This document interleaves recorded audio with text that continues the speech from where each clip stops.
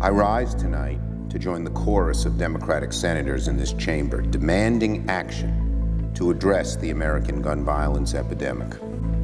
We stand here tonight on behalf of the tens of millions of Americans, from one end of the country to the other, who are crying out for change. Every few months, it seems, our nation is rocked by another horrifying mass shooting. El Paso and Dayton are only the latest entries in our National Register of Tragedy, a list that stretches from Parkland to Pittsburgh, Blacksburg to Binghamton, San Bernardino to Sandy Hook, and to Las Vegas.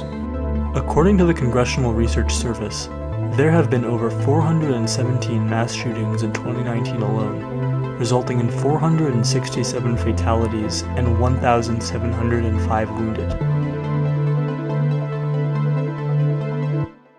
With that said, my vision for 2020 is simple: for our country to find a sustainable solution to end gun violence.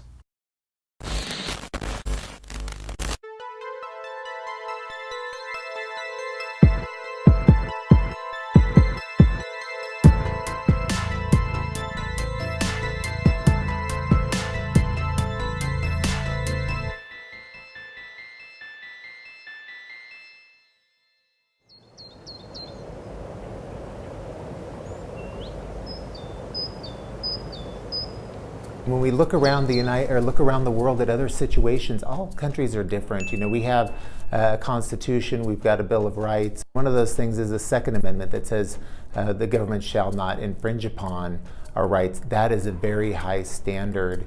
And so when we're looking at gun violence, it's the illegal people who are doing illegal things with the guns. We're not talking about legal gun owners who are out committing acts of violence. I've been focusing on gun policy for about 10 years now, and the goal has been to try and figure out how to reduce gun deaths. Now that means that I don't always just think about guns.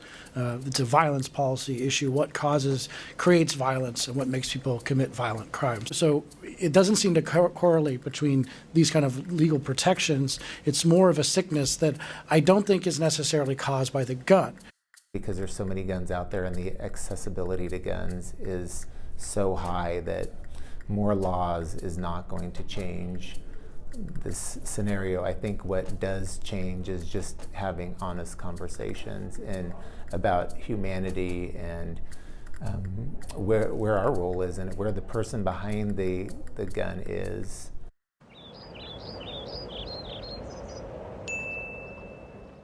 I agree that we need to examine root causes and implement the appropriate policy in order to address these root causes. However, regarding gun control, a study published by the University of Columbia in March 2019 found that states with more restrictive gun laws experienced less mass shootings, and states with more permissive gun laws experienced more mass shootings. One of the states that the studies indicated as having more restrictive gun laws and less mass shootings was California. You know, I'm kind of getting sick of this cold weather. What do you say we head there to find out more?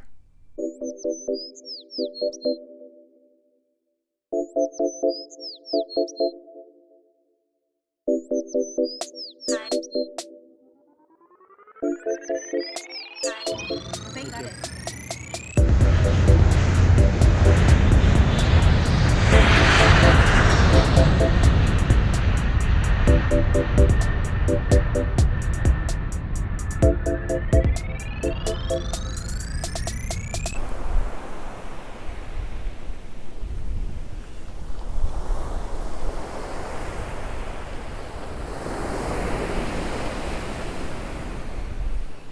That's better. As I was saying, obtaining a firearm in California is a more extensive process compared to a more legally permissive state like Colorado. Most Democrats claim that these gun restrictions are necessary in order to end gun violence in our country. I thought that I'd ask some locals what their thoughts are on these restrictions.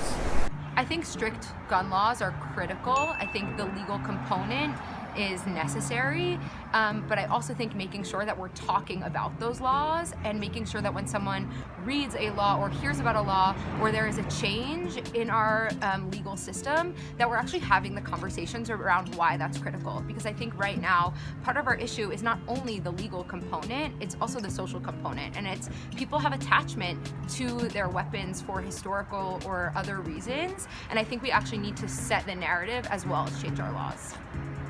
It seems like a lot of mass violence is done by people who are kind of having a really hard time in their lives.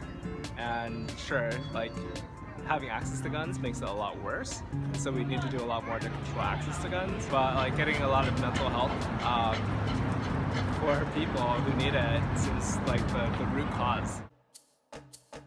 While I'm here in the Bay, I hit up my friend Josh to hear what he has to say about America's gun violence epidemic. Many times my Republican colleagues will say the epidemic of mass shootings is because of the mental health crisis that we have, which is a real thing. We have got to address the mental health crisis. California, about 20 years ago, put forward a handful of gun violence legislative bills that succeeded. Universal background checks, 10-day waiting periods, an assault rifles ban. Gun violence in California has gone down by 60% in the last 20 years because of that legislation. If we had that level the playing field across the rest of the country, we would be able to do the same thing. I think we're actually at a very important moment for the gun violence movement. You're seeing the folks that are actually concerned about this issue. Everytown Moms Demand Action, a great organization that's doing a lot of really good things. You see after the terrible shooting that happened in Parkland, a lot of our youth and high school students getting really mobilized. And I think you've seen a degree of empathy and focus on this issue that we haven't seen before in a long time. And that's why I'm optimistic that we're going to be able to not just have bills that pass the House, which is what happened now, but actually have it pass the Senate and get signed into law and save lives.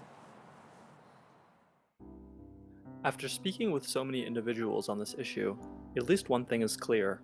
There is always a person behind the firearm who has resorted to committing an atrocity. I believe that gun violence is indicative of deeper problems that permeate in our society. In my opinion, we must reconfigure our national value system in a way that prioritizes well-being in order to address the root causes of gun violence and create sustainable change. But in the short term, we need solutions that can be enacted today. Background checks, assault rifle bans, and waiting periods will not end gun violence. However, they have been proven to save lives. So, until we make fundamental changes to our society, enacting stricter gun legislation is a good place to start.